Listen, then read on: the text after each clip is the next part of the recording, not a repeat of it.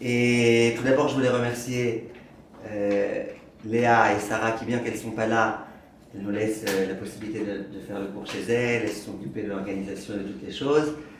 De Rebecca qui s'est aussi occupée de toutes ces choses-là. Et Bezrat Hashem, j'aimerais qu'on réfléchisse ensemble à la Tsniout. On va essayer de terminer soit cette fois-ci, soit la fois prochaine, Bezrat Hashem, ce sujet de la Tsniout. On avait déjà expliqué en quoi ça consiste la Tsniout, que c'est pas simplement une façon de s'habiller, c'est beaucoup plus que ça. C'est une façon d'être, c'est une façon de se comporter, c'est une façon d'avoir de l'estime de soi qui est bien plus profonde que la mauvaise estime qu'ont certaines personnes d'elles et donc qui éprouvent le besoin de se montrer ou de s'afficher. Et on va, Bezrat Hashem, maintenant essayer de prouver que la tsniout, c'est une mida, c'est une qualité qui est particulièrement féminine. Ça veut dire, bien que la tsniout, ça concerne aussi bien les hommes que les femmes, mais les femmes, elles sont douées, dotées naturellement de cette mida, plus que les hommes. Et on va essayer, Bezrat Hashem, de prouver tout ça. Le Rav Shimshon Raphaël Hirsch, et là vous avez le texte sous vos yeux, celles qui ne l'ont pas, je vous invite à la voir. Il se trouve dans Vayikra, Yutet, Kaftet. Il parle là-bas de la mitzvah, de se laisser la barbe, de se laisser les péotes. Vous comprenez bien qu'il s'adresse, la Torah elle s'adresse aux hommes. La Torah elle dit que l'interdiction de se raser avec un rasoir, c'est une interdiction propre à l'homme. La femme elle a le droit. Et le Rav il explique en long, en large et en travers, c'est quoi le but de toute cette mitzvah-là. Pourquoi c'est tellement important que l'homme il se laisse pousser la barbe. Ou en tous les cas qu'il ne se rase pas. Et là, il a des mots très très forts, c'est quelques lignes après le début. Il dit Sheken ateva ve'atora manichim, c'est à la 1, 2, 3, 4, 5, 6, 6e ligne. Sheken ateva ve'atora manichim, she'aisha nichocha mi'etzem tiva, Bemida rabba yoter shel tsniout me'asher ha'ish. Il dit la nature et la Torah, elles considèrent que la femme, elle a été douée de la vertu de la tsniout plus que l'homme. Comme ça il dit le Rav Shimshon Raphaël Hirsch. ולפיכך אינה זקוקה לתזכורות גופניות מפורשות מסוג זה. Il dit, qui est-ce qui a besoin de ce rappel? Il explique là-bas que la barbe et que ça vient rappeler la spiritualité et que c'est pas pour rien que la barbe et que les potes elles se trouvent dans la partie basse de la tête, qui sont orientés au niveau de la bouche qui mange. Bref, il y a tout un mahalar dans lequel c'est pas la peine de rentrer maintenant. Mais il dit, la barbe et les péotes, c'est quelque chose qui rappelle à l'être humain son devoir d'être spirituel. Il dit, l'homme, il a besoin de ça. Il a besoin de ce rappel. Parce que sans ce rappel, il risque, Ras Shalom, de mal tourner. Or que la femme, elle, comme de façon inhérente à sa nature naturelle, elle est tsnoua. Elle n'a pas besoin de ça. Et après, écoutez les mots puissants qu'il dit. Il dit Lo kilkula shel haisha, et là shel haish, ou ma'amid besakana et musariyut hatzibur. Il dit qui est-ce qui met en danger tout le tzibur, toute la collectivité. On voit il y a tellement de dangers, il y a tellement d'agressions sexuelles, il y a tellement de problèmes, il y a tellement le monde il est tellement dépravé. D'où ça provient ça? Ça provient de l'homme ou ça provient de la femme? Il dit le Rav, ça provient de l'homme. C'est pas la femme. La femme, elle, s'il y avait que des femmes, j'allais dire, il n'y aurait pas de débauche, il n'y aurait pas de problème. Et or, d'où ça vient? Il dit, et là, chez la ish, ou Amamid Besakana, c'est le kilkul de l'homme. C'est l'homme qui est dangereux, et c'est l'homme qui risque d'entraîner des choses gravissimes. Et après, il continue et il dit, Imatora tatzliach, lishmor al musari ou ta'ish, are shetiva amusari shel haisha, ishmor me'atzmo, Al-Tsniuta ou Musariuta. Des mots très très forts. Il dit que si la Torah elle réussit à faire en sorte que l'homme il se rappelle que c'est un être humain et qu'il doit faire attention à lui, eh ben, tout est résolu. Tout est résolu, ça veut dire qu'il n'y aura pas de problème. Dans l'humanité, il n'y aura pas de problème. Dans la société, il n'y aura pas de problème. On parle là de problème de débauche et compagnie. Donc la femme, elle, de façon naturelle, elle est tsnoa. L'homme, de façon naturelle, il ne l'est peut-être pas suffisamment. On lui demande d'avoir la barbe et d'avoir tout type de choses extérieures qui le rappellent à l'ordre et qui lui rappellent qu'il doit se comporter avec droiture et de façon sainte. Ça, c'est ce que le Rav Shimshon Raphaël Hirsch dit. On va essayer de prouver combien c'est vraiment comme ça, que c'est vraiment inné dans la femme, cette nature-là, d'être tsniout. Déjà, je peux vous dire qu'il y a plusieurs vendeuses dans des magasins qui m'ont raconté que très souvent dans les magasins, donc il y a un homme qui arrive avec sa femme, les deux ils sont religieux, la femme elle va pour s'essayer, elle met des jupes qui sont bien en dessous de la jambe, et le mari quand il regarde, il dit c'est bien mais un peu trop long, tu peux pas un peu raccourcir? Elle dit mais oh, on est des raridim, un petit peu. Et très souvent, c'est la femme qui essaye de convaincre son mari, le mari qui essaie de convaincre sa femme, alors qu'elle est tsniout et tout ce qu'il faut, à lever et à lever et à lever et à lever. Il y a même une fois, elle était très intelligente, elle était au magasin, son mari faisait comme ça, et elle savait que son mari c'était un homme de Meknes. Alors elle lui a dit, écoute mon mari chéri, je sais pas si tu es au courant, mais c'est vrai que c'est bizarre, mais c'est comme ça la mode. Moins il y a de tissu, plus ça coûte cher. Il lui a acheté une djellaba. Jusqu'au sol. D'accord? L'autre fois, dernièrement, j'ai fait cette blague-là. Tout le Tzibour qui était là, il s'est éclaté de rire. C'est vrai que j'étais tout seul, mais... Alors regardez, on va essayer, Bezrat Hashem, de comprendre et de prouver toutes ces choses-là. On a expliqué, c'était quoi la tsniout? La tsniout, c'était avoir un monde intérieur. La tsniout, c'était... Shalom bracha. La tsniout, c'était avoir un monde intérieur. La tsniout, c'était savoir ce qui est important dans la vie. La tsniout, c'est savoir qui je suis vraiment et ne pas avoir besoin de l'accord de tout le monde pour accepter que je sois celui que je suis. Vous avez compris? La tsniout, c'est avoir un monde intérieur. La tsniout, j'allais dire, c'est l'inverse de la superficialité. On avait expliqué. On avait dit la tsnouim chorma. Celui qui est tsniout, qui est tsanoua, c'est celui qui est sage. Ça veut dire que la tsniout, c'est une forme de sagesse dans laquelle j'ai mon monde intérieur, dans laquelle j'ai pas besoin de choses extérieures. Et ça, entre nous, qui est-ce qui a ce monde intérieur beaucoup plus développé? L'homme ou la femme? Je vous donne juste un exemple très concret. Regardez un homme qui aimerait avoir une relation avec une femme. L'homme, de son côté, au bout de 2 minutes, il est prêt à avoir une relation. La femme, c'est elle qu'il faut séduire, elle va la séduire pendant des heures et des heures, elle va la séduire. Pourquoi? Parce qu'une femme, elle dit, mais moi, je suis pas un animal, moi, je veux bien avoir une relation, mais il faut d'abord que je crée avec la personne, il faut que je crée quelque chose. Qui est-ce qui a besoin de créer? C'est la femme. L'homme, il est très superficiel. Dans les couples, dans les couples, quand Chazé Shalom, il y a une dispute, et qu'après l'homme, il veut retrouver sa femme, combien de temps il faut jusqu'à ce que la femme, elle accepte? Ouais, t'es à 200 000 km de moi, c'est pas comme ça qu'on en pouvoir. Lui, l'homme, de son côté, tout de suite, il a une relation, elle est en colère, pas en colère, ça change rien pour lui. Parce que l'homme, il est superficiel, parce que l'homme, il a besoin d'un peu de matérialité, et puis voilà. Mais la femme, elle n'est pas d'accord. Avoir un acte matériel avec quelqu'un duquel elle se sent très très loin. Or, si elle est tunisienne, elle a besoin pendant 5 heures que son mari lui dise, je suis désolé, ma chérie, excuse-moi, machin, et puis voilà. Puis au bout de 5 heures, elle sera d'accord. Si elle est polonaise, peut-être dans le prochain Gilgoul, elle sera d'accord d'avoir une relation avec lui, j'ai bien dit peut-être. Ça veut dire que la femme, elle a un monde intérieur. La femme, elle veut créer quelque chose de vrai. La femme, elle a besoin de cette chose-là. Pas comme l'homme, lui, il s'en fout, lui, l'essentiel, c'est qu'il se soit excité, qu'il ait fait ce qu'il a à faire. Donc ça nous montre bien que la femme, elle a cette dimension de façon naturelle, de façon innée en elle, elle a cette dimension de la tsniout. Et il y avait des époques, je ne sais pas aujourd'hui ce qu'il en est, mais il y avait des époques où les femmes, même quand elles n'étaient pas très tsniout, elles se promenaient toujours avec un petit gilet. Même quand elles savaient qu'il ne faisait pas froid. Toujours un petit gilet. Et puis les premiers jours où elle commence un petit peu à se dégrader, elle est toujours avec son petit gilet. Et puis à chaque fois, dès qu'il y a un homme qui passe, elle resserre son gilet. Puis après elle arrive, puis elle le resserre.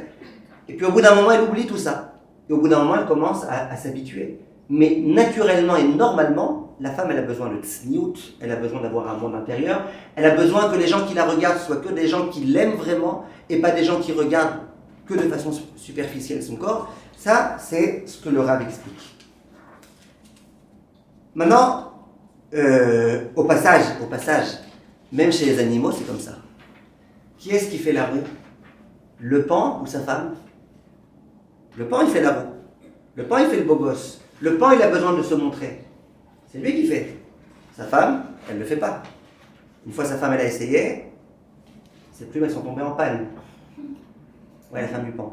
Ça marche pas. Ça marche pas.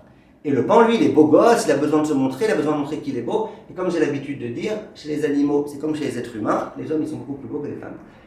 Mais, Ah, il n'y a pas de réaction aujourd'hui, ouais, vous êtes fâchés aujourd'hui, hein. C'est pas grave, alors là, s'il n'y a pas de réaction, j'arrête de faire des blagues. Alors maintenant, regardez, j'aimerais vous expliquer que ça, c'est chez la femme. La femme, d'une certaine façon, et c'est pas moi qui le dis, c'est le Rav Shimshon Raphaël Hirsch qui le dit, et il le dit au nom de la Torah, la femme est supérieure à l'homme de ce point de vue-là. Une fois, le Rav Sitruk, quand il était, avant d'être grand rabbin de France, il était rabbin d'une ville, il est rentré dans une communauté. Et là-bas, il y avait des hommes et des femmes, ils étaient assis de façon mélangée. Le Rav, il dit, ah non, on doit faire ça de façon orthodoxe, on va faire en sorte que les femmes, elles arrivent en haut. Le directeur, il lui a dit, mais monsieur le rabbin, vous n'avez aucune chance, vous ne savez pas où vous êtes. Le grand rabbin, il dit, vous inquiétez pas, moi j'ai un truc pour réussir à le faire. D'ailleurs, j'en ai 6 trucs. Vous inquiétez pas, je réussirai. Qu'est-ce qu'il fait le Rav Sitruk? Il prend la parole et il dit, mesdames, j'aimerais vous rappeler qu'il faudrait que vous occupiez la place que vous méritez vraiment d'occuper, à savoir au-dessus des hommes. Oh, toutes les femmes, elles sont montées en haut, elles sont au-dessus des hommes, et elles se sont régalées. Ça veut dire que les femmes, elles sont au-dessus de l'homme d'une certaine façon. Et la tzniut, en tous les cas, c'est une qualité qui les caractérise, et c'est le propre de la femme. Maintenant, on va essayer, Bezrat Hashem, rapidement, d'expliquer. Que la tzniut, on avait expliqué dans un premier temps, la tzniut, c'était de ne pas, par exemple, montrer toute ta vie privée à tout le monde, parce que c'est pas censé intéresser les autres. La tzniut, c'était de ne pas chercher à voir qu'est-ce qui se passe chez les autres. La tzniut, ça englobe pas mal de choses. On a parlé de la tenue vestimentaire aussi, on a parlé la semaine dernière. La tzniut, c'est aussi une façon de parler. Une femme, elle doit parler, et un homme aussi d'ailleurs, de façon tzniut. C'est-à-dire quoi de façon tzniut? Je vous assure, quelquefois, il y a des femmes qui m'appellent, et à moi, en tant que Rav, je me demande ce que c'est avec les autres. Et je trouve que c'est pas du tout tzniut. C'est très rare, hein, mais ça arrive, elle m'appelle, alors Rav, merci beaucoup de me répondre, hein, merci beaucoup, merci, non mais vraiment, merci beaucoup. Oui, qu'est-ce que vous voulez? Non, mais c'était pas vraiment évident que vous répondiez à cette heure, regardez, merci Rav, merci beaucoup. Dans ces cas-là, je lui dis, madame, vous êtes en haut-parleur, et il y a votre mari juste à côté de moi. Khlet, c'est pas tzniut ça, c'est pas une façon de parler. Je me rappelle aussi une fois dans un séminaire, j'avais fait à la fin de l'année un mifran aux filles. Donc j'avais fait un mifran, les filles elles avaient répondu à toutes les questions, et puis il y en a une, à la fin du mifran, c'était la fin d'année, elle voulait mettre une petite note à son Rav. Alors elle m'a écrit, écoutez Rav, merci pour tous les cours que vous nous avez donnés cette année, vous n'avez pas simplement des cours de halakha, vous nous avez aussi donné envie de devenir meilleur, la vérité, alvaï que j'ai un mari comme vous. Oh, je suis marié, oh. Il faut être tzniut. Tzniut, ça veut dire mettre des limites, mettre des distances, faire attention. Et ça, c'est la tzniut. La tzniut, ça peut être aussi dans le maquillage. Parfois, il y a des femmes, elles sont tellement maquillées que tu as envie de leur dire, mais on te reconnaît encore un peu. Genre, t'as pas tout mis. Il faut faire attention. Ça, c'était quelques points. Maintenant, j'aimerais vous dire quelque chose. Ça, c'est la nature de la femme. La nature de la femme, c'est d'être tzniut. Comment ça se fait qu'aujourd'hui, on s'est tellement écarté de tout ça, et que les femmes elles-mêmes, elles revendiquent à pouvoir s'habiller comme elles veulent, et elles s'énervent quand on leur parle de tzniut? Eh bien c'est comme ça, c'est l'effet de mode, c'est le fait que nos fréquentations ne sont pas toujours bonnes. Au lieu de fréquenter des gens qui sont un exemple pour nous, parfois on fréquente des gens qui sont l'inverse. Et donc c'est pas toujours une bonne chose, et donc quelquefois on rentre dans le monde dans lequel on vit, et c'est dommage. Mais en tous les cas, la nature de la femme, c'est la tzniut. Maintenant, je continue avec une autre idée. Ce qu'il y a de bien dans la tzniut, entre autres, c'est que la tzniut, elle protège la femme. Une fille qui se comporte avec tzniut, elle est protégée. D'où je le tire? Alors, tout d'abord, le Sforno, il dit, lorsqu'il est écrit à propos de la femme Sota, kitiste ishto, comme ça le terme, il emploie kitiste ishto, quand sa femme, elle va istot, déraper, il dit le Sforno, tiste midarke atzniut. Une femme qui est finalement sota, vous connaissez toute l'histoire, alors qu'elle est mariée, elle va s'isoler avec un homme qui n'est pas le sien, c'est que ça a commencé par quelque chose. Ça a commencé par un manque de tzniut. Le Ora Chaim Akadosh, dans Vaïkra, ça je ne voulais pas imprimer, après le reste vous allez voir, il dit la chose suivante. Yetzave lemi sheyesh lo bat. On donne l'ordre à un homme qui a une fille. Shelo inhag ba minak chulin, le'arota bifne kol. il ne doit pas se comporter, profaner sa fille et la montrer à tout le monde. Donc un homme, il a une fille, Baruch Hashem, elle est très belle. Il ne doit pas, la Torah demande à l'homme de ne pas la montrer à tout le monde. Regarde comment ma fille, elle est belle. Et là, Kvoda bat meler penima. Le kavod de la femme, il est à l'intérieur, il est dans ce qui est caché. Après, il dit, Gam shit kaven lanad zivuga. Même s'il met sur tous les statuts la belle photo de sa fille, dit comme ça, au moins, elle aura Bezrat Hashem un beau chitour, et l'homme, il lui proposera une belle villa, et on prendra le meilleur, et tout, et tout. Il dit, le Rachaim Akadosh, chas v'shalom. Ve'ayotse mise, le'aznota velo le'asir. Il dit, celui qui fait ça, ce qui va sortir de ça finalement, c'est pas qu'elle va se marier, c'est qu'elle risque d'en arriver à la prostitution, à l'aznot. Ça veut dire que le Rachaim Akadosh, il dit de façon explicite, si tu te montres pas trop, t'es protégé. Si tu te montres trop, et même si Zarma c'est pour les bonnes raisons, que les Shidduchim et compagnie, si tu te montres trop là où tu ne devrais pas te montrer, tu risques d'en arriver à l'inverse. C'est comme je disais l'autre fois, finalement l'homme qui s'est marié avec elle que parce qu'elle était belle, au bout d'un moment, elle peut devenir moins belle, et au bout d'un moment, son mari risque de la mépriser. Un jour, on a demandé à un homme amoureux, toi et ta femme, combien ça fait? Il dit, ça fait 1, ma chérie, moi, ça fait 1. Alors après, ils ont été voir un homme philosophe. Il dit, toi et ta femme, combien ça fait? Il dit, moi je suis philosophe, hein. Qu'est-ce que je te dis? Ça fait 1, non, je ne dirais pas ça fait 1. 1 et 1, ça fait 2. Après, ils ont été voir un Marocain, ils ont été voir un nerveux. Ils lui ont demandé, toi et ta femme, combien ça fait? Il dit, mais c'est très simple, ça fait 10. Je lui dis, comment t'es arrivé à 10? Il dit, c'est très simple, moi c'est 1, ma femme c'est 0, ça fait 10. Tu commences à te marier avec elle parce que waouh, t'es la plus belle, t'es la meilleure. À la fin, tu vas lui dire qu'elle est 0. C'est dommage. Donc, une fille qui fait attention à elle, elle est protégée. Et là, j'aimerais qu'on lise un autre paragraphe du Rav Shimshon Raphaël Hirsch. Je voulais aussi imprimer. Et je trouve qu'il est très beau et il est très vrai ce passage. Le Rav Shimshon Raphaël Hirsch, il rapporte un pasouk dans Bereshit Kavdalet Tetzaïm. Le pasouk, il parle de Rivka, notre matriarche. Et le passouk, je vous demande de bien écouter ce qu'il dit, le passouk, c'est très important. Il dit Ve'anahara tovat mar'e me'od. Donc la jeune fille était très belle. Jusque-là, tout va bien. Betula, écoutez bien les termes. Betula, c'est quoi Betula? Vierge. Elle était vierge, très bien. Ve'ish lo yeda. Ve'ish lo yeda. Personne n'a jamais eu de relation avec elle. Quel est le bug, Madame Amouyal? Quel est le bug dans le pasouk? C'est l'inverse. Qu'est-ce qui est l'inverse? Non, il y avait deux fois la même chose. Pourquoi deux fois la même chose? Elle a déjà eu une relation et en même temps elle a été. Au contraire, il n'y a jamais de relation. Oui, c'est la même chose. C'est la même chose. C'est la même chose. Oui, elle a jamais eu une relation et en plus elle est tout là.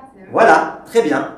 Rivka, Baruch Hashem, Rebecca, elle est très très perspicace et elle a compris que si une femme elle est vierge, c'est qu'elle n'a jamais eu de relation. Parce que si elle avait eu des relations, elle n'aurait pas été vierge. Je sais qu'il y a certains malades mentaux qui prétendent qu'il y a une dame qui était vierge, qui a donné naissance à un malade mental. Et ils croient, c'est le cas de le dire, que malgré tout, elle est restée vierge. Depuis le jour où j'ai entendu cette histoire-là, j'ai définitivement décidé de retirer le « e » du mot chrétien. Vous avez compris? D'accord? Bon, c'est très bien. Pourquoi les chrétiens, ils sont sourds? Parce que Jésus-Christ. Ok. Alors, non, j'essaie plusieurs niveaux de blagues pour lesquels vous réagissez. Et finalement, j'arriverai à être au diapason Bezrat Hashem. En tous les cas, elle a posé une bonne question, Rebecca, et c'est le Rav Shimshon Raphaël Hirsch, entre autres, qui pose la question. Il dit, si tu me dis qu'elle était Betula, ça veut dire que jamais personne ne l'a connue. Si quelqu'un l'avait connue, elle n'aurait pas été Betula. C'est pas la peine d'avoir un grand QI pour comprendre ça. Vient le Rav et il donne une réponse fantastique. Je vous demande de bien écouter. Vous l'avez là sous les yeux? C'est le Rav Shimshon Raphaël Hirsch sur Bereshit. Il dit, Mashma Mikan, je vais vous lire, ça se trouve où. Voilà, Mashma Mikan, c'est aussi la 5e ligne à peu près, après le point, vous l'avez? Mashma Mikan, on comprend de là, chez Lora Kshaita Betula Velo Yeda Ish, que c'est pas simplement qu'elle était vierge et que jamais aucun homme n'a eu une véritable relation avec elle. Ça, on a bien compris. Si tu me dis qu'elle est vierge, ça suffit, on a compris. Et là, chez Aïta Gam Tsnoa, Ad Kede chez Ish Lo Yeda, elle était tellement tsnoa que c'est pas simplement que personne n'a vraiment une relation avec elle, mais personne ne s'est même comporté n'importe comment avec elle, sans en arriver jusqu'à la relation. Adam lo ha'ez me'olam lageshet elea. Jamais personne n'a osé s'approcher d'elle avec des mauvaises intentions. Mitoch argashat kirva ostam kalutrosh. En se disant, allez, on va s'amuser avec elle. Non, Rivka était tellement tsnoua que personne n'a jamais osé s'approcher d'elle. Et après, il continue à écouter les mots qu'il dit, et je pense que vous serez d'accord avec ce qu'il dit. Moi, en tout cas, je suis 100% d'accord. Ishat tsnoua behemet, une femme qui est vraiment tsnoua, et dans sa tenue vestimentaire, et dans sa façon de parler, et dans sa façon de se considérer, et dans toutes ces choses-là, yeshla kavod rav. Elle a un grand respect, une grande dignité. Quand tu la vois, tu vois une grande dignité. Ofa'ata chitzonit osa. Le simple fait de la voir, sa posture, chez l'omidata, dans son inconscience, sans qu'elle fasse exprès. Rochem kogadol, ça fait un tellement grand rochem, un tellement grand, comment dire rochem, impression, une tellement bonne impression. Acha filou anar aparua beyoter. Il dit ça marque tellement quand tu vois une femme qui a une grande sniout que même l'homme le plus chalala, il n'osera pas dire des gros mots ou parler de façon ignoble devant elle.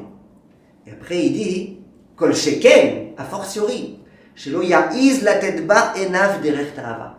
A fortiori que cette femme-là, même le plus grand chalala du monde, il n'osera pas la regarder avec des yeux de ta'ava. Parce qu'une femme qui est tsniout, c'est pas un crocodile. Un crocodile, on le voit dans la rue, qu'est-ce qu'on fait? On l'accoste. Une femme, c'est pas un crocodile, on l'accoste pas. D'accord? Non, il y a des fois... Alors, vous avez compris la blague? Non. Alors, on continue. Les femmes, je vous assure, les femmes, je vous assure, que quelquefois les femmes, elles se plaignent quelquefois les femmes, il y a beaucoup de jeunes filles qui se plaignent, elles disent pourquoi c'est toujours à moi que ça arrive? Quand je monte dans un taxi en Israël et qu'il est un peu tard, le chauffeur de taxi, il ne laisse pas partir avant de me demander au moins mon numéro de téléphone. Et parfois les gens ils me marchent après, et puis il y a des heures très tardives et ils me suivent. Et pourquoi c'est qu'à moi que ça arrive? Parfois la fille elle doit se poser des questions. Pourquoi c'est qu'à elle que ça arrive? Quelquefois, elle doit se poser des questions. Peut-être que c'est parce qu'elle le cherche. Peut-être que c'est parce qu'elle s'habille de façon provocatrice. Peut-être que c'est parce qu'elle ne se protège pas elle-même suffisamment. Une fille qui se protège, elle est protégée. Et la tsniout, c'est une façon importante de se protéger. Ça, c'est ce que j'ai essayé d'expliquer. Et au passage, aujourd'hui, même les goïms, ils s'interrogent comment on fait pour protéger nos enfants des agressions sexuelles? Parce que c'est un fléau, ces agressions sexuelles qu'il y a dans le monde entier. Comment on fait pour protéger? Et ils disent, c'est en habituant nos enfants à la tsniout. Et ils expliquent. Ils disent, ton petit, quand il est à l'âge de 5 ans, tu l'habitues, qu'il y a des parties de son corps qui le concernent qu'à lui, qu'il y a des parties de son corps qu'il n'est pas censé montrer, que quand il prend sa douche, il est censé être tout seul dans la salle de bain. C'est-à-dire que les goïms, ils ont compris qu'il fallait apprendre à nos enfants la tsniout, en tous les cas une certaine forme de tsniout, parce que c'est ça qui va le protéger. Parce que quand un jour n'importe qui va vouloir lui demander de se déshabiller, il faudra qu'il comprenne, non, on ne se déshabille pas n'importe comment devant n'importe qui. Donc, la tsniout, c'est quelque chose de très féminin, c'est-à-dire que c'est un atout que la femme elle a plus que l'homme, alors que l'homme il a aussi le devoir d'être sa devoir, on l'avait dit plusieurs fois. La tsniout, ça protège la femme aussi de tout type d'agression, de tout type de problème et de tout type d'influence. Maintenant, on va en arriver, Bezrat Hashem, à la question que plusieurs filles avaient posée l'autre fois, et c'est Béhémet, une très très très très bonne question. Regardez s'il y a encore un peu de batterie. Excusez-moi. Sinon, on met l'autre. Excusez-moi.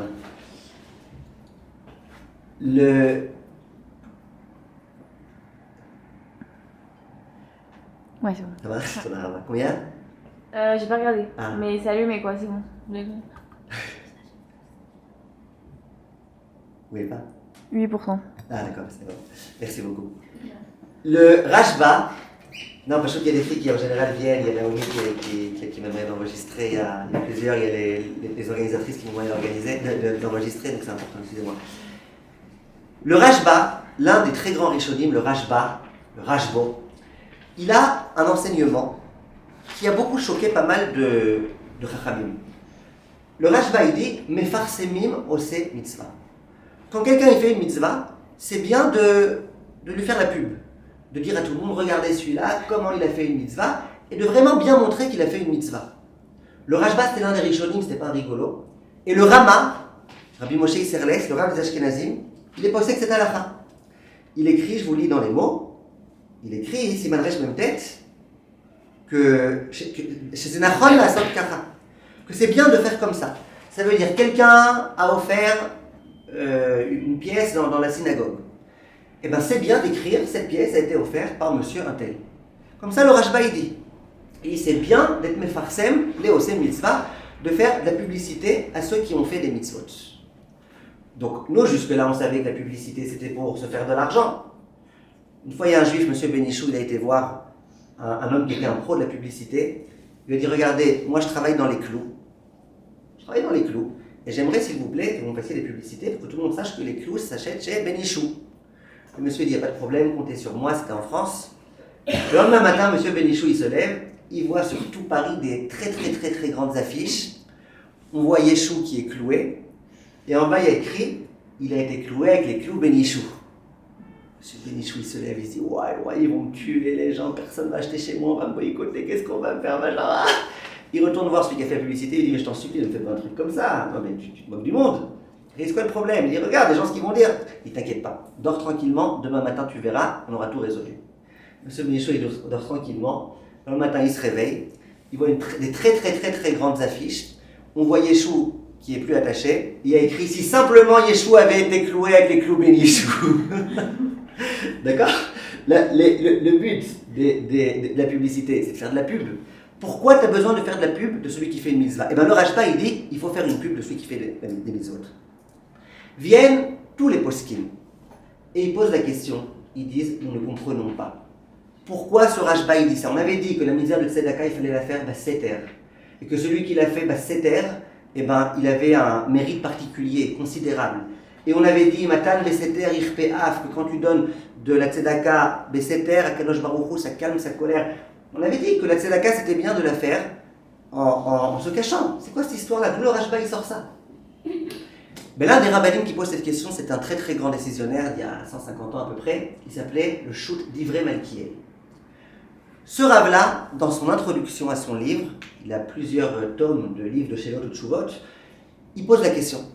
Il dit, je ne comprends pas pourquoi le Rashba il dit ça, je ne comprends pas pourquoi le Rama il est posé comme ça, comment ça s'arrange avec les autres principes, je ne comprends pas. Et là il vient, le Shoot d'Ivré Malkiel, et il explique. Il dit, il y a écrit dans le Midrash, dans Vaïkra Rabbah, que celui qui a accompli beaucoup de mitzvot, mais qui n'a pas une mitzvah akvoa les dorot, une mitzvah fixe pour toutes les générations, et bien en quelque sorte, quand il meurt, il risque de mourir en n'ayant rien entre ses mains. Il a fait beaucoup de mitzvot. Ouais, mais il faut aussi qu'il ait une mitzvah akvoa les dorot, une mitzvah qui va rester les générations après. Il dit, le livret Malkiel, c'est quoi ce midrash, c'est quoi cette mitzvah? De quoi on parle? On te parle d'une mitzvah qui est censée rester dans toutes les générations, de quoi on parle? Bien le livret Malkiel, il explique. Il dit, pourquoi les tzadikim, ils ont peur de mourir?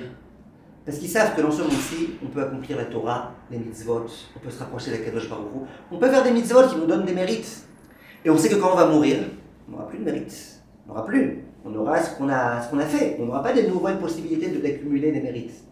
Donc le tzaddik, il a peur de mourir parce qu'il a peur de quitter la possibilité d'accomplir des mitzvot. Le tzaddik, il aime les mitzvot. Donc il a peur de mourir. Il dit par contre, quand un tzaddik, il a accompli des mitzvot qui vont continuer à se perpétuer après son décès, et bien là, il peut mourir en étant à peu près serein. Parce qu'il sait que même quand il va mourir, et ben ces mitzvot, elles vont continuer à faire des fruits. Il dit, par exemple, quand quelqu'un il a offert un Beth Knesset, et ben premièrement, il y a écrit son nom. Donc tous les gens qui viennent prier, ils savent qu'ils viennent prier grâce à ce monsieur. Donc pendant toute la vie, ça va lui donner des mérites et des mérites et des mérites et des mérites. En dehors de ça, les gens ils vont voir, ah, monsieur un tel, il a offert un Beth Knesset. Ça veut dire que c'est une mitzvah. Allez, moi aussi, je vais faire comme ça. Ça donne envie, ça donne l'exemple aux gens. Donc par le mérite de ta mitzvah, qu'est-ce que tu vas faire? Tu vas donner la possibilité aux gens d'eux aussi faire des mitzvot. Le Rav dit, ah, on a dit qu'il fallait faire bitzli ou qu'il fallait pas trop. Le Rav dit, ça dépend. Une mitzvah dont il n'y a aucun intérêt. Il n'y a aucun intérêt à le faire savoir. Tu sais très bien que la seule raison pour laquelle tu le fais, c'est pour que tout le monde te dise bravo. Ça sert à rien de dire à tout le monde, vous savez, j'ai fait une mitzvah. Mais là où tu penses qu'il y a un intérêt, là où tu penses que ça va donner des leçons aux autres, là où tu penses que grâce à ça, les mérites, ils te seront, Bezrat Hashem, attribués, et bien là, ça vaut le coup. Et là vient, je finis s'il vous plaît, Rebecca, vient le divrei Malkiel. Et il dit, voilà pourquoi je vais vous dire, et je vais remercier dans mon introduction, monsieur Untel, qui a donné une somme considérable d'argent pour que je puisse faire paraître mes livres divrei Malkiel. Et bien qu'il n'a pas demandé que je mentionne son nom, je le mentionne quand même, parce que mes farsemim osé mitzvah. Et il insiste beaucoup pour dire qu'au jour d'aujourd'hui, c'était à son époque, c'était à 150 ans, au jour d'aujourd'hui, les gens ils pensent qu'il faut dépenser de l'argent dans des grandes choses, ils pensent que les livres de halacha, c'est pas important, or que c'est hyper important, dit le Shul divrei Malkiel, c'est hyper important. Et de pouvoir enseigner la halacha aux gens, c'est la chose la plus importante. Et il insiste, et il insiste, et il insiste. Il dit donc cette personne-là, quand elle va mourir, ce donateur, quand il va mourir, et bien, tous les gens qui vont étudier le Shul divrei Malkiel, y compris au jour d'aujourd'hui quand on mentionne cet enseignement qu'on n'aurait pas pu enseigner s'il n'y avait pas eu ce livre, et bien, c'est des mérites qui lui reviennent.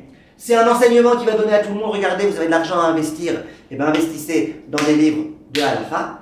Et c'est comme ça qu'il dit dans son introduction, ne vous inquiétez pas, je suis en train d'écrire un nouveau livre de halakha, la collecte des fonds elle sera à la fin du cours.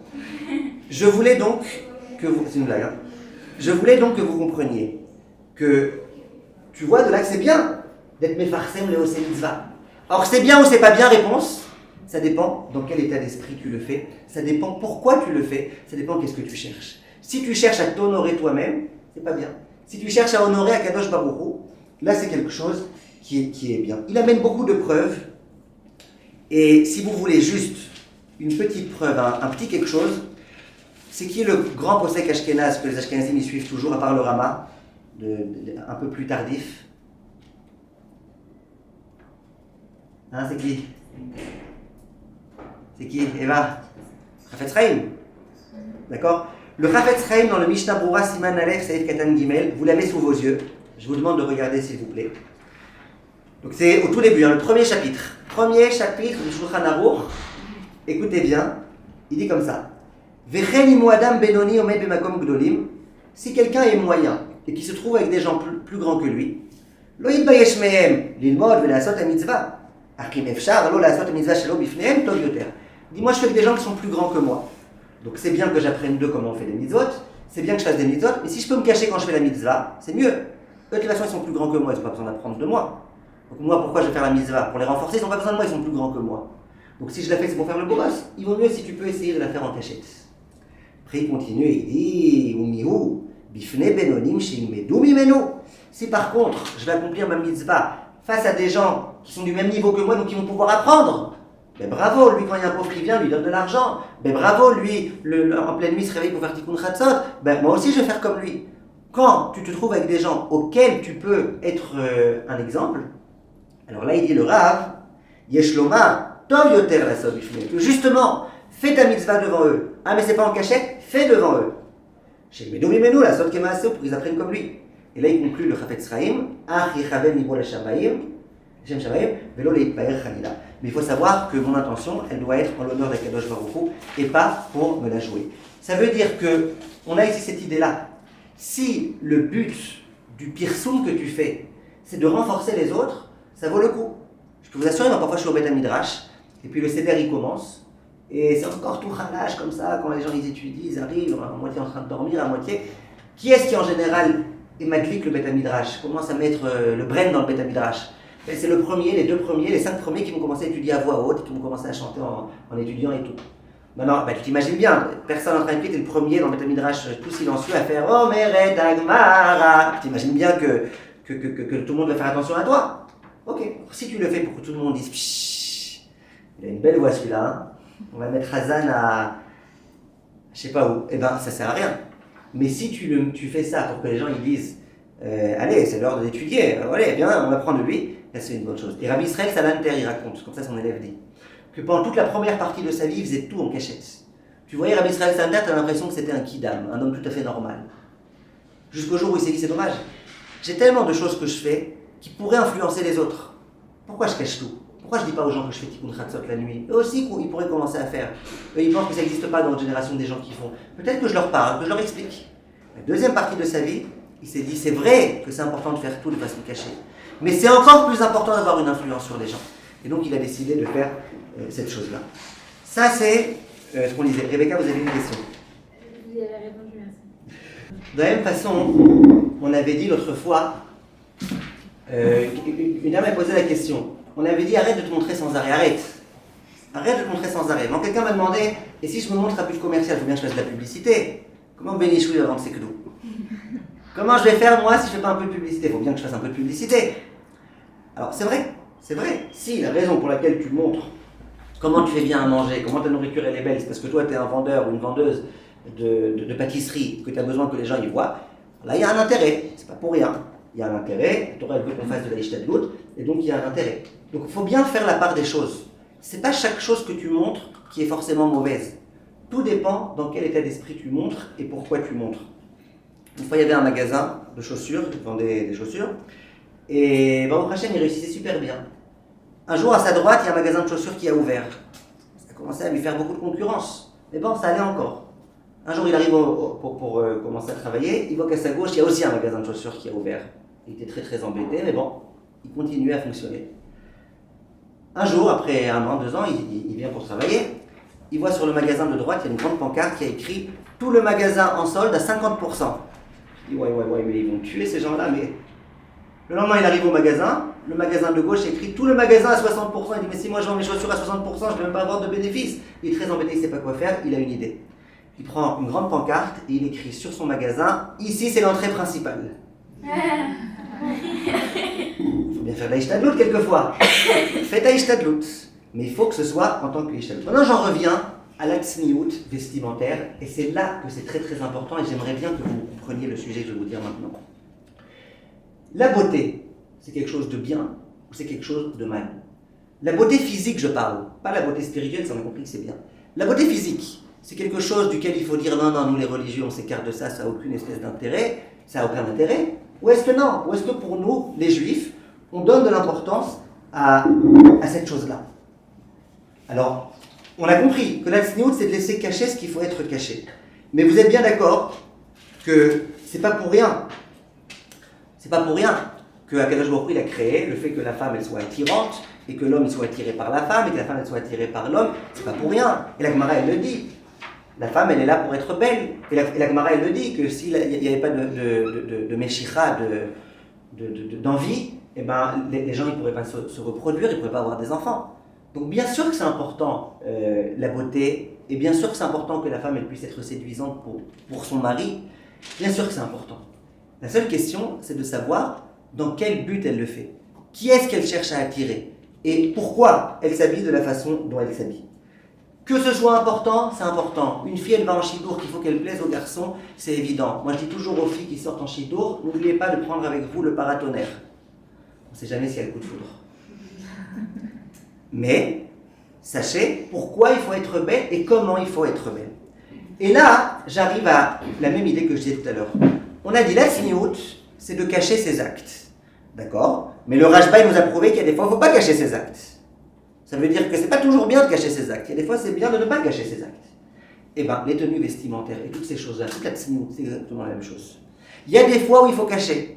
Il y a des fois où il ne faut pas cacher. Et là, les gens, ils s'embrouillent énormément. Un jour, j'ai reçu un coup de fil il y a quelques années de la rabbinite Bakshi Doron. La femme du Rishon LeZion, le Rav Bakshi Doron, c'était un rav avec lequel j'étais très proche. Un jour, son épouse, elle me téléphone. Elle me dit, écoutez, il y a plusieurs femmes françaises qui m'ont téléphoné de Beit Vagan, elle habite à Beit Vagan, et qui m'ont dit qu'il y a un problème. On a un problème, et en particulier avec les Françaises de Beit Vagan. Peut-être qu'on essaye d'organiser des cours, qu'on essaye de faire quelque chose pour changer la chose. En 2 mots, de quoi il s'agit? Elle me dit, il y a beaucoup de femmes qui se négligent, qui négligent leur tenue vestimentaire, qui mettent n'importe quoi sur leur tête au lieu de mettre un beau foulard, une belle perruque, un beau quelque chose, et walou, ils mettent rien du tout, ils sont habillés n'importe comment à la maison, et du coup, ça cause des problèmes de shlom bayit, et le mari commence à regarder ailleurs, et ça fait des problèmes. Qu'est-ce qu'on peut faire? Alors, j'aimerais me poser la question d'abord. D'où il vient le problème? Venez, on réfléchit maintenant au second degré. Pourquoi on en est arrivé là? Comment ça se fait qu'on en soit arrivé à un stade où les femmes, alors que leur nature, ça devrait être d'être belles pour leur mari, on est arrivé à un stade où non, dehors elles se font super belles. L'autre il me dit, moi ma femme à l'extérieur, c'est Claudia Schiffer. Je lui dis à l'intérieur, il dit c'est Fleha Ben Couscous. Alors, pourquoi dehors elle a besoin de se faire belle dedans? Ça devrait être l'inverse. Mais Bichlal, pourquoi la femme, elle néglige tellement son corps, elle néglige tellement sa beauté physique? Pourquoi? Eh bien, je vais vous dire pourquoi. L'une des explications, à mon avis, qu'on peut donner, c'est que on a tellement habitué nos filles, quand elles étaient jeunes, à l'idée de protéger vous, à l'idée de faut pas être trop belle, essayez de vous habiller de la façon la plus tsniout possible. C'est pas bien, attention, faut pas que les hommes ils vous regardent. Attention, faites attention. Qu'au bout d'un moment, dans leur esprit, et j'ai entendu des psychologues Haredim expliquer ça, qu'au bout d'un moment, dans leur esprit, les filles elles comprennent que le corps c'est mauvais. Ça c'est pour les goïms. C'est mauvais, c'est mauvais. Et pendant des années, on leur rentre ça. On leur rentre ça, écoute, c'est pas très joli, la tsniout, la pudeur, et plus tu caches, mieux c'est. Plus, au bout d'un moment, la fille, elle arrive à 18 ans, elle se marie. Elle pense que, ok, le corps c'est à sublimer, quoi. L'essentiel c'est l'âme, et voilà. Alors bien sûr que l'essentiel c'est l'âme et que c'est pas le corps. Mais il y a ici une grande erreur. Le corps, il a son importance. Une femme, elle doit pouvoir se regarder dans le miroir, se sentir belle. Elle doit pouvoir être belle aux yeux de son mari. Elle doit se servir de sa beauté pour être belle pour son mari. Ça veut dire que c'est exactement la même idée. La beauté, c'est bien ou c'est pas bien, ben ça dépend comment tu t'en sers. Et c'est exactement le point qu'on a vu à propos de la tsniout générale.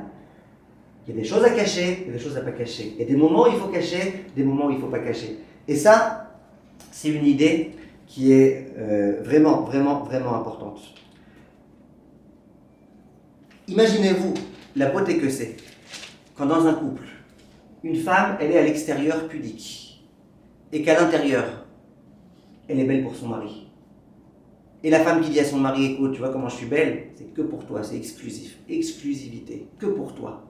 Et le mari qui lui dit, ah ouais, je sais, avec ta beauté, vraiment, je suis sûr que dans la rue, tout le monde te regarderait, mais toi, tu fais attention à toi. Vous voyez un petit peu comment ça vole. Oh, les discussions d'amour dans ce couple. Mais ça veut dire, il y a quelque chose, il y a du respect, il y a de l'amour, il y a de l'affection, il y a quelque chose qui se crée. Et ça, c'est ce que je voulais vous dire. En dehors de ça, il faut comprendre que de l'extérieur, il y a une influence sur l'intérieur. Ça veut dire que, au tout premier cours, on disait que si une fille, elle est habillée super tsniout, mais que c'est pas du tout une fille tsniout, qu'elle passe son temps à se montrer, qu'elle fait plein de groupes tsniout pour montrer combien elle est tsnoa, c'est un problème. À moins qu'elle fasse vraiment un shamsharim comme le Raj Baili, mais sinon c'est un problème. Donc on a expliqué, tu peux être habillé hyper tsniout, si sans arrêt c'est m'as-tu vu, eh ben ça ne veut pas d'être tsniout, on est bien d'accord? Ok. Eh bien, il faut aussi dire l'inverse. Que quand une fille, elle s'habille tsniout, bien qu'au début, dans son esprit, elle n'est pas très tsniout, elle est très... je fais attention au regard de l'autre et tout. Mais quand elle s'habitue à être tsniout, ça devient une habitude. De l'extérieur, ça vient vers l'intérieur. Et c'est très très vrai ça.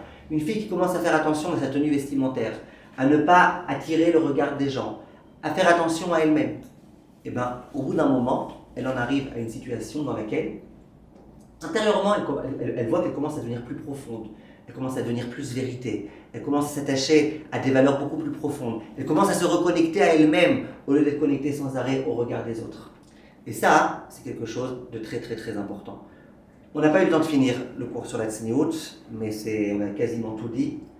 Donc le résumé pour aujourd'hui, c'est de dire que la tsniout, c'est une valeur qui est tellement importante. Cette valeur-là, la seule façon de pouvoir la travailler, c'est de commencer déjà par les halachot de la tsniout, de façon vestimentaire bien s'habiller, ne pas chercher le regard des autres, ne pas commencer dans la rue à faire n'importe quoi, ne pas faire des TikTok pour que tout le monde te regarde, ne pas faire ce genre de bêtises et ce genre de choses. Je suis obligé de finir avec une dernière histoire. Il y a un Bachour Yeshiva une fois qui voulait passer le permis. Dans les yeshivot en Israël, on ne permet pas de passer le permis, on ne permet pas. Il voulait passer le permis, c'est très important pour lui. Alors en général, dans les yeshivot, quand quelqu'un veut passer le permis, qu'est-ce qu'il fait? Ils sont en secret, sans que personne soit au courant.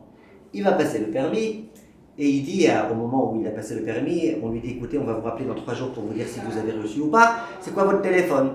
Donnez-moi votre WhatsApp. Il dit, moi j'ai pas de WhatsApp, je suis un Bachour Yeshiva. Donnez-moi votre téléphone. Non, moi j'ai pas de téléphone dans la Yeshiva, on ne permet pas. Donne-moi le numéro de la Yeshiva. Il donne le numéro de la Yeshiva, il dit juste, je vous en supplie, quand vous appelez, ne dites pas que vous êtes les gens là du permis de conduire, sinon on me tue. Alors elle dit, comment tu t'appelles? Menachem Cohen? Ok. Elle écrit Menachem Cohen. En gros, elle écrit ne pas dire que je suis du permis de conduire. Au bout de 3 jours, Baruch Hashem, il a réussi. La dame, la secrétaire, elle prend le téléphone. Et il y a un Baruch qui répond. Elle dit Hello. Il y a un garçon qui dit Ken, Mizot, אפשר בבקשה לדבר עם מנחם כהן? Il dit Mizot. Et elle voit écrit ne pas dire que c'est Misra d'Arichoui. Stam Chavera. Il était cuit. Ok? Voilà, donc c'était une petite dernière histoire pour dire attention, copains, copines, attention aux termes qu'on emploie, attention attention, faisons attention à nous. Plus nous on fait attention à nous, plus on est protégé et mieux c'est. Il y a des questions? Oui. Concernant la femme qui préserve sa beauté que pour son mari à la maison, de nos jours, j'ai l'impression que le mari il a aussi besoin que la femme elle plaise à l'extérieur pour le plaire à lui-même. C'est une grave maladie ça. Je dirais pas comment elle s'appelle parce que je connais pas le nom. Mais c'est un problème. Alors comment Maintenant, regardez, c'est sûr que les hommes qui sont un peu... À nouveau, les hommes qui ont besoin... C'est exactement la même chose. Un homme qui est profond, un homme qui est émette, un homme qui a un monde intérieur, il n'a pas besoin que tout le monde lui dise ah, ta femme c'est la bombe atomique, il n'a pas besoin de ça. Il sait que ta femme elle est belle, ça lui suffit. Un homme qui commence sans arrêt à se poser des questions, c'est elle ou c'est pas elle? C'est vraiment elle ou c'est pas elle? Peut-être je me suis trompé, peut-être j'aurais dû me marier avec l'autre. Alors lui il a besoin sans arrêt qu'on lui dise écoute ta femme, vous comprenez? Mais c'est ça le problème. On vit aujourd'hui dans un monde dans lequel les gens ils sont vides. Et ils aiment bien être vides, et ils entretiennent le vide. Au lieu de commencer à se remplir, au lieu de commencer à... Pourquoi les gens ils investissent pas dans leur couple beaucoup plus?